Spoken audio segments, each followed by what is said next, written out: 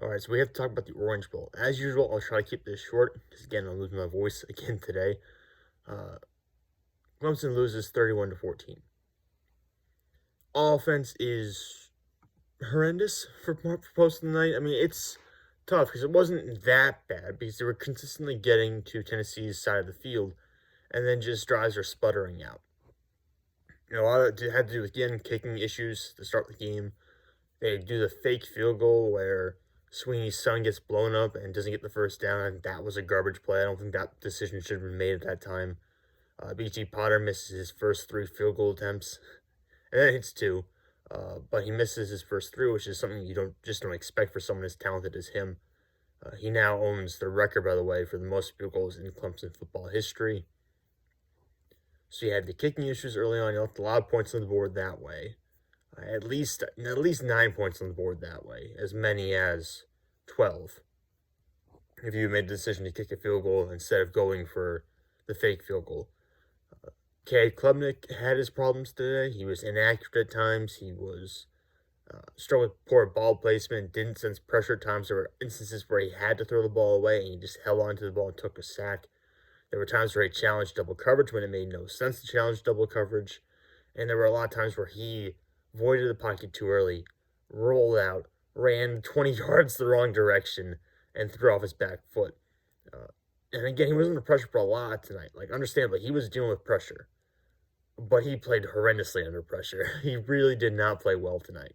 This was kind of what I expected to see from Cade Klubnik in the North Carolina game. And as you know, I've been more skeptical of Cade Klubnik coming in and playing well than most people in the Clemson fan base. But tonight was kind of like my thought process behind doubting Cade for most of the year. This is kind of what I expected from him when he first came against North Carolina. Again, this was his first career start. It's against Tennessee. It's against a really talented team. It's against the number 6 team in the country in the Orange Bowl in Miami. There's a lot of pressure on him, both in the actual game in terms of the Tennessee pass rushers and in just the atmosphere in general. So I don't fault him for not playing well. I mean, like I said, his first career start. That being said, you definitely have a lot to work with here, a lot of tools to work with. He made some really nice throws. There are a lot of positives to take away from this game for Cade Klubnik. The wide receivers didn't really help him out, too. There were a bunch of drops as well that could have been catches. So you can't fault him for everything in this situation. Davis Allen almost had a touchdown pass. I like the play call, honestly, because the receiver had a step. It was Brigginstow, I believe, was the one who they were targeting. He had a step. He wasn't wide open by any means, but he had a step, and you would expect a quarterback to complete that pass. It being Davis Allen throwing the ball, unfortunately, was not a completion for touchdown, but that would have been a huge play for us earlier in the game. Just talking a little bit more on Cade, my biggest takeaways from him, pocket presence is going to be huge. He needs to be taught. He needs to be taught how to step up and stay in the pocket, and not do that 30-yard backward rollout that he's been doing. He needs to not do that. Just the automatic answer is to not retreat backward. Like, you don't have to retreat backward if you can't find an open receiver the first time you scan the field. So he needs to focus on that. I think his vision, looking for open routes, is a little bit hit or miss. There are times where there are guys running open he just doesn't see. He kind of locks in a one route. So that will come with time. He needs to develop that. He needs to know when to throw the ball away as opposed to when to take the hit or when to hold on to it longer. And he needs to learn a little bit of game time management. Obviously, the end of the first half was an absolute nightmare.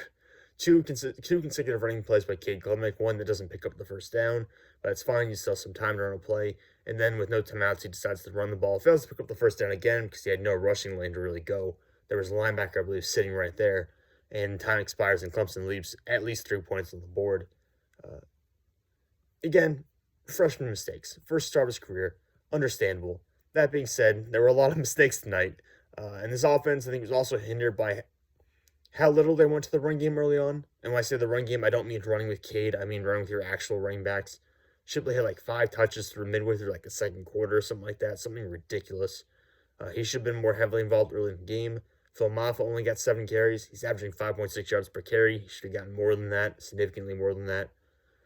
Take away, Cade had 20 carries in this game. Take away 10 of Cade's carries. I don't want to see him running the ball that much. Take away 10 of those and give him the Phil Maffa. It's much more effective that way.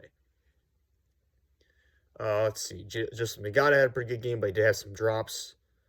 Davis Allen had at least one drop I know if I can remember. The receivers still don't separate the way we really need them to. They don't create the opportunities downfield. And this is not a particularly great Tennessee secondary, by the way. But our guys still weren't really getting open consistently. And Cade certainly thought they weren't getting open consistently. He's holding on to the ball for forever when he shouldn't be doing that. But he just didn't have guys coming open. So that was a bit of a concern. We certainly need to address the wide receiver room somehow, some way in the next couple of years, because that needs to be remade with different types of athletes than we've had in the past. No more of these 6'4" guys. Right? They don't get open enough. Not every 6'4" guy is going to be Justin Ross or T. Higgins. We need to get over that. That's not an archetype that's going to continue working for our offense. Offensive line, hit or miss, really. I thought McFadden had a not great night. He had a couple of bad plays, in my opinion. McFadden's had the worst year of his career this season, which really stinks considering it's time for him to enter the draft. Which, I mean, again, he's been great the past couple of years, but he just was not that good this year in comparison to what he's been in the past. It's just poor timing for him and his draft status, unfortunately. Defensively, I thought Troy Jr. played well. I thought Barrett Carter played well. Tyler Davis was good. Berzee was good for the plays he was in there. Rucororo made a play early in the game. KJ Henry had a few pressures. I was about ready just to curl up and die when I saw KJ Henry go down with what looked like a non-contact injury. I thought for sure he tore his ACL. I would have felt so bad. I felt awful. But he came back in, and he was playing in the game less than a quarter later, so I'm happy it appears that he's healthy. Honestly, I was going to be more upset about that than the actual loss, frankly. I really wanted him to be healthy, and I want him to be a good pro. If he decides to go to the NFL, or if he decides to come back, I hope he plays just as well next year as he did this year, if not better. So diving into some of the team stats, because obviously Clemson scoring the quarters, 0 points in the first quarter, 3 in the second, 3 in the third, 8 in the fourth, so no double scores in any quarter. Whereas Tennessee, 7 in the first, 7 in the second, 7 in the third, 10 in the fourth. So our defense held Tennessee pretty well. I know they don't have Hendon Hooker, they don't have Cedric Tillman, they don't have Jalin Hyatt. So they don't have their 3 best offensive players. So keep that in mind when you talk about how Tennessee's offense looked tonight. They don't have their 3 best players, including their quarterback. And their 2 best receivers, one of which won the Fred Biletnikoff Award and was a consensus All-American this year. So you should not look down on Tennessee's offense for what happened tonight. They are much better than this. And they were much better than this early in the year. They were still solid tonight, but they were much, much better than this early in the year.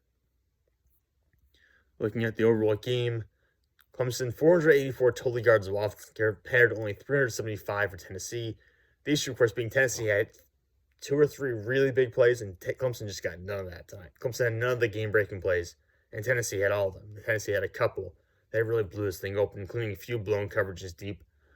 2 turnovers for Clemson. Those are both late in the game, I think, so I don't really believe they made too much of an impact in this one. Time of possession, 36 minutes for Clemson compared to only about 23 and a half for Tennessee.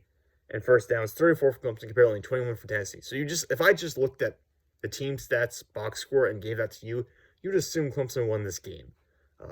Except, again, Tennessee had the explosive plays. They had that explosive offense, that high-level passing offense that their coach puts together. That's not an NFL offense whatsoever. It doesn't translate to the NFL at all, but it works tremendous in college.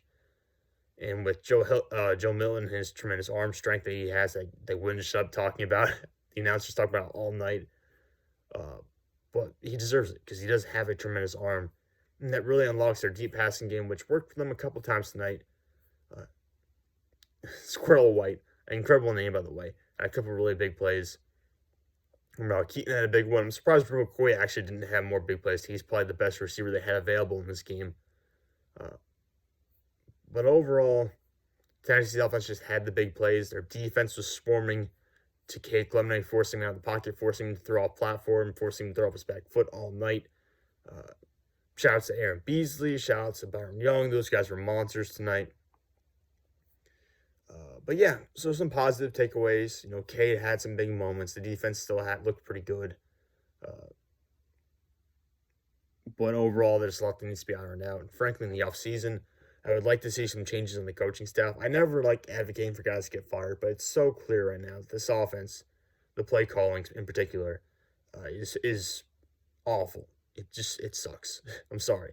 I don't usually like to say that stuff, but it's bad.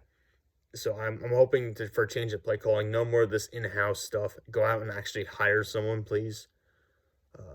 I know we like to keep everything in-house. I know we don't like to use NIL. I know we don't like to use transfer portal. All these nice things that make competitive programs actually competitive. That actually give teams chances to win the college football playoff and win the national championship. Those things that Georgia, Bama, all the programs that are in the college football playoff generally do. I know we don't like to do any of that. But if we're not going to take advantage of any of that stuff, and we're going to believe in this whole God's images and lifeless stuff, if we're going to do that, we need to have premier coaches. And we don't have that offensive coordinator right now. We don't have that at a lot of offensive positions right now. So go out, and if you're not going to spend money on players with NIL deals in the transfer portal, spend money on coaches.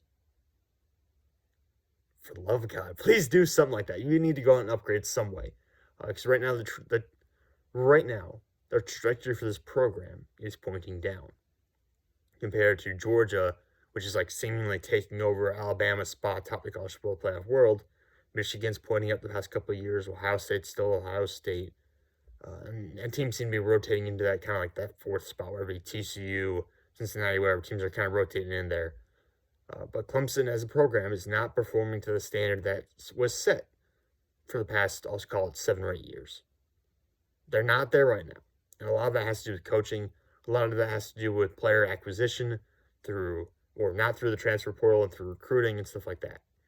Things need to change. And I'm hoping to see that this offseason. I'm hoping that Dabo is not arrogant enough to kind of think he can just continue doing things the way he's been doing it, and that'll eventually work out. I'm hoping he realizes that at some point, when push comes to shove, it's time to make some difficult decisions and make some changes.